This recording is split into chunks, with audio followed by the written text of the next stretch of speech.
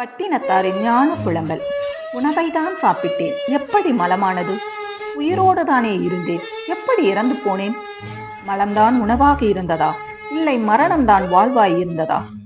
இன்னும் இழுத்து கொண்டிருக்கிறானே, செத்து தொலையவில்லையே என்று மனைவியும் சுற்றமும் பேசிய போது என்னை 100 ஆண்டு வாழ்க என வாழ்த்தியது நினைவுக்கு வந்தது. இதுவரை எனது கோடாரியால் நான் எனது வேரையல்லவா வெட்டியிருக்கிறேன்.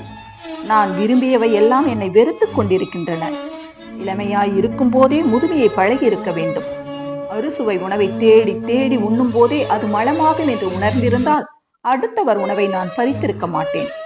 அனைவருக்கும் பயன்பட வேண்டிய பொன் பொருளை ஒரு திருடனை போல் பதுக்கி இருக்க மாட்டேன். காலம் கடந்த ஞானம். பாயும் நோயும் தவிர யார் துணை வரப்போகிறார்கள்? இறந்தாலும் எனக்காக யார் அழப்போகிறார்கள்? பிணமான பின் இந்த மாளிகையும் பணமும் எனதென்று நான் சொந்தம் கொண்டாட முடியுமா? சந்தனத்தால் மணந்த உடல் என்றாலும் இறந்தால் மன